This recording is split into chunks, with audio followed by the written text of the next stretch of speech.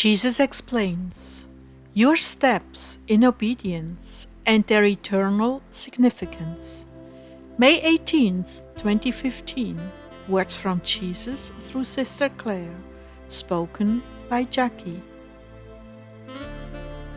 Jesus began, "Please, I need you to persevere. Souls are being reached because of your obedience." Do you have a message for your precious bride tonight?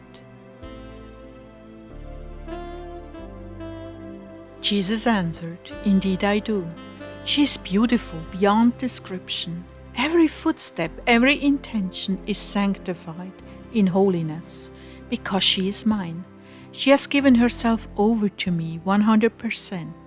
Her obedience is not just beautiful, it is exquisite. While the rest of the world is running to and fro in their own will, her footsteps are divinized by her obedience. She cannot see the beauty of her feet and each step she takes, but even that leaves a divine fragrance behind her. If I were to paint you a picture of the value of her obedience, you would see beautiful and perfect feet in golden sandals, studded with pearls and jewels, and each footstep would give off a sweet melody of chimes. And when she lifts her foot, lilies would immediately spring up and give off their fragrance. Luminescence would surround them and give off light. And the more difficult her tasks, the more wonderful the sounds given off, the more copious the flowers and fruits. And as she travels that well-worn path every day, fruit trees would begin to spring up on either side of the path with delightfully fragrant flowers and eventually delectable fruit that sustains even the most weary and war-torn of souls.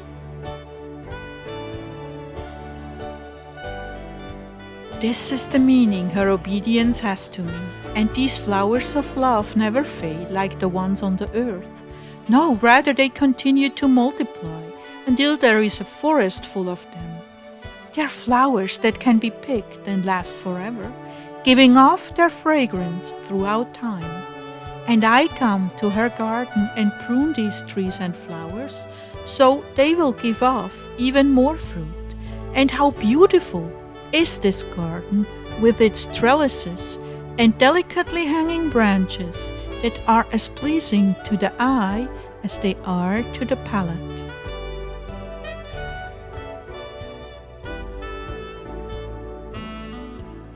So you see, obedience is no small thing. Not only does it bring forth fruit for the moment, but in eternity as well. And I come into the garden and pick this fruit and ship it off to many different places where healing is needed. You see, there are graces invested in this fruit because it was done in love and obedience. So the grace brings forth a fruit that can be eaten and benefit others. Oh, the mysteries I would love to share with you all. So many mysteries and things that would amaze you endlessly. The doings of heaven and the spiritual life are without end. You see, this obedience creates an atmosphere of heaven of sorts. Truly, my kingdom has come, my will has been done. And oh yes, the devils hate these spiritual gardens and are constantly figuring out ways to destroy them. They mainly use selfishness, self-will. Pleasures of the palate can inspire selfishness. Worldly accomplishment can also inspire it. Anything that brings pleasure to self can be used to infest the garden with hideous worms and bugs that destroy everything in sight. The worms of pleasure attack the stems of the flowers. The little bugs of self-preoccupation nibble away at the flowers until they are unsightly and brown. The mold of pride begins to grow on the roots until they can no longer produce and sustain the flowers. Yes, you can see all the other pests, but the mold on the roots is invisible in the garden. Fruit and blossoms begotten in pride never last. Once pride has entered the garden, all finally disappears. That is always the first avenue of attack. Pride will destroy everything you do, so you reap no eternal fruit from your path. But back to the beauty of obedience. This past week, many of my brides were obedient. Yes, truly, they turned everything useless and worldly off for me, out of obedience and faith. And what fruit some of them have reaped! Healings in families, a greater depth with me, peace of mind and joy of heart. Relationships blossomed in an environment of selflessness and love. Do you not see the fruit in your own life? You may have lost contact with the world, but how much more have you gained me?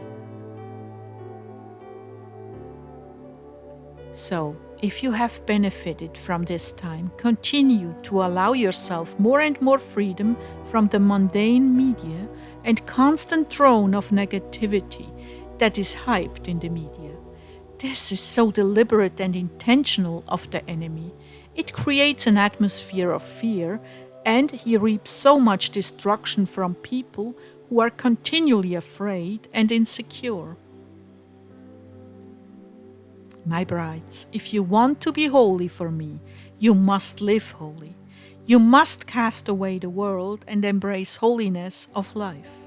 You have no idea the fruit of these decisions, neither will you until heaven. So I encourage you now. I impart the grace of single-mindedness to my brides, that they will prune out every weed from the world and continue to walk the path of holiness, where you will produce fruit that is unto eternity.